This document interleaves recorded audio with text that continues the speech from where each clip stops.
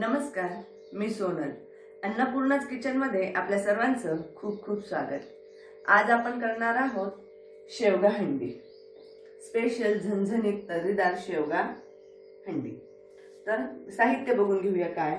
यासाठी माझ्याकडे आहे पाव किलो, 1 पाव शेवग्याच्या शेंगा, 2 मोठे कांदे, मूठभर शेंगदाणे, 1 चमचा बाजरी, खोबऱ्याचे काप, 1 चमचा हरभऱ्याची डाळ, थोडेसे धणे, 4 ते 5 लाल मिरच्या, लसूण पाकळ्या, आल्याचा तुकडा, तेजपान, दालचिनीचा तुकडा, 2 मिरे, 2 लवंगा. याशिवाय आपल्याला लागणार आहे फोडणीसाठी मोहरी, हिंग, हळद, काळा तिखट, हे घरी बनवलेलं काळा मसाला आहे, लाल तिखट हा सुद्धा घरी बनवलेला आहे लाल तिखट, आणि चवीनुसार मीठ. आता आपण भाजीला सुरुवात करूया. या हंडीमध्ये मी थोडंसं पाणी घालून घेतलेलं आहे. यामध्ये टाकूया थोडंसं चवीनुसार, अगदी किंचित चिमूटभर मीठ. हे थोडंसं पाणी गरम होऊ देऊया. तोवर आपण इथे ह्या शेंगा चिरून घेऊया.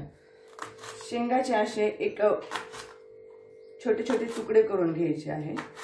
शेंगा मी अगोदर स्वच्छ धुवून घेतलेल्या आहेत. त्या शेंगांचे तुकडे करून घेऊया. ह्या पद्धतीने आपण सगळ्या शेंगा कट करून घेतलेल्या आहेत. आता आपण हे हंडीमध्ये जे पाणी उकळायला ठेवलं होतं ते छान उकळले. त्यामध्ये या शेंगा आपण घालून घेऊया आणि त्याला एक 5 मिनिट त्या शेंगा शिजून घेऊया. झाकण ठेवून शिजून घेऊया. आता आपण हा मसाला भाजून घेऊया. यासाठी मी कढईत घेतले थोडंसं तेल. हे माझे तळण्याचीच कढई आहे, त्याच्यामुळं लोखंडी कढई आहे, तळण्यासाठीच ती वापरते. यामध्ये आता आपण तेल थोडंसं गरम झालं, यामध्ये सगळ्यात अगोदर घालून घेऊया खोबरं.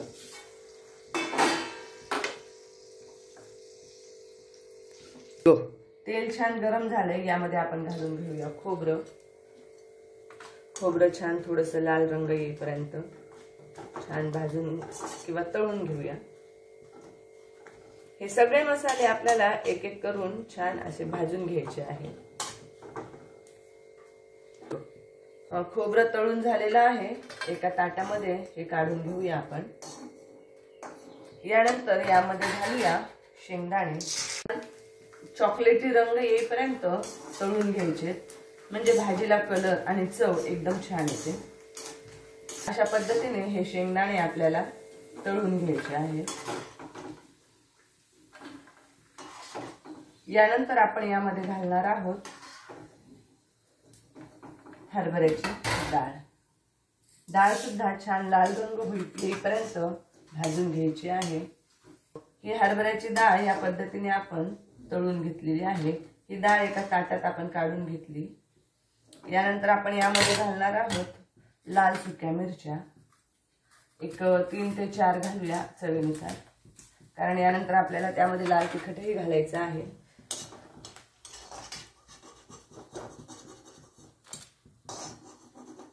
यानंतर यामध्ये घालणार आहोत धणे.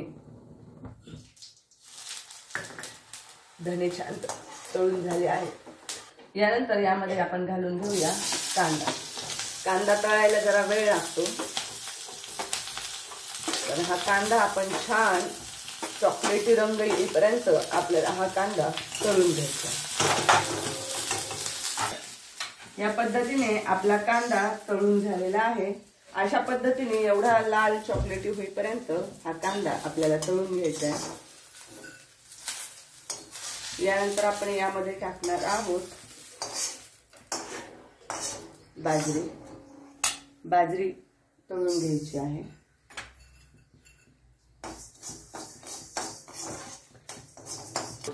ह्या पद्धतीने आपण ही बाजरी तळून घेतोय आणि यामध्ये बघू शकता आपण छानपैकी शेंगा उकळता आहेत. आता ह्या छान शिजलेल्या आहेत. गॅस करूया बंद. ही बाजरी तोवर आपण इकडे काढून घेऊया.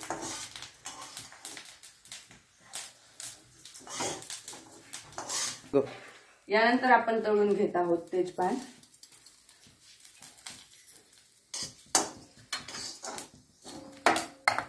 दालचिनी, मिरे आणि लवंगा.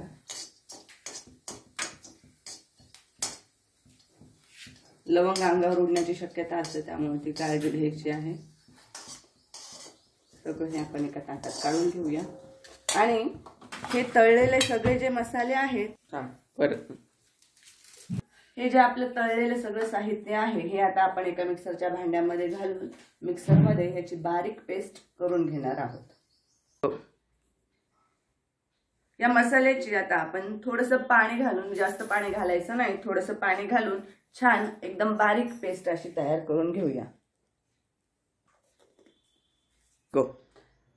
अशा पद्धतीने आपण ही पेस्ट मिक्सरला वाटून घेतलेली आहे. हे बघा, या पद्धतीने एवढी बारीक करायची आहे. त्यामध्ये आलं आणि लसूण ह्या गोष्टी पण मिक्स करून मिक्सरला वाटून घ्यायचे आहे. आता ह्या शेंगा आपल्या उकडलेल्या शिजलेल्या आहेत. हे आता आपण एका बाउलमध्ये काढून घेऊया. ह्या शेंगा बाजूला करून घेतल्या आहे.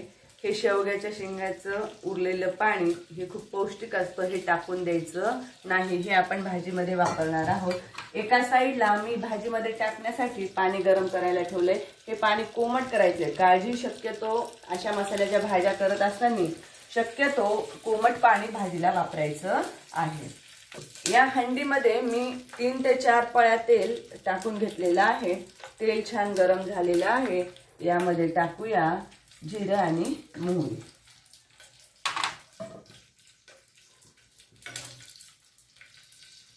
जिरं मोहरी छान तडतडलेली आहे. यामध्ये टाकून घेऊया हे वाटलेलं मिश्रण.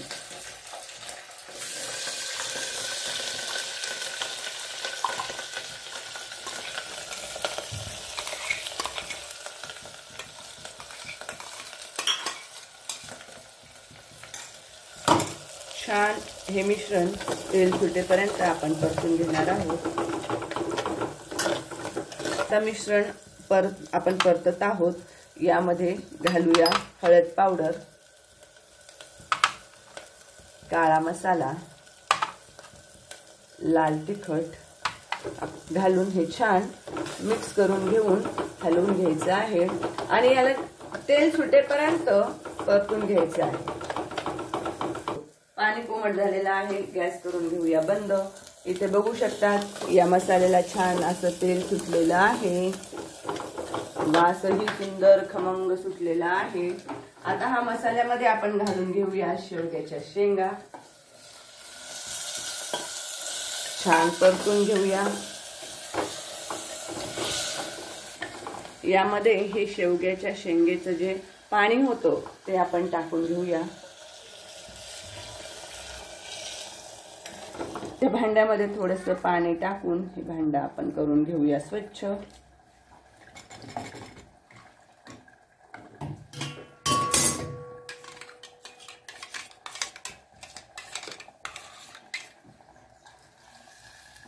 आणि आपल्याला ज्या क्वांटिटीमध्ये भाजी करायची आहे, पातळ घट्ट त्या पद्धतीने किंवा त्यानुसार आपण यामध्ये टाकून घेऊया पाणी. ही भाजी थोडंसं भाकरीसोबत, बाजरीच्या भाकरीसोबत, ज्वारीच्या भाकरीसोबत किंवा पोळीसोबत, भातासोबत अप्रतिम लागते. त्यामुळे ही थोडीशी, याचा रस्सा थोडासा पातळ असला तरीही चालतो. यामध्ये आता आपण चवीनुसार टाकून घेऊया मीठ. त्यामध्ये टाकूया बारीक चिरलेली कोथिंबीर.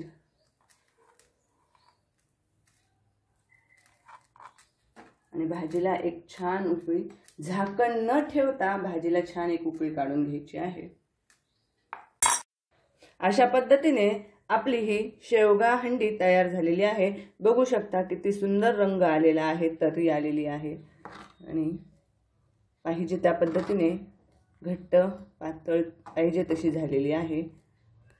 आपण ही रेसिपी अवश्य ट्राय करा आणि कमेंटमध्ये कशी झाली हे मला नक्की कळवा.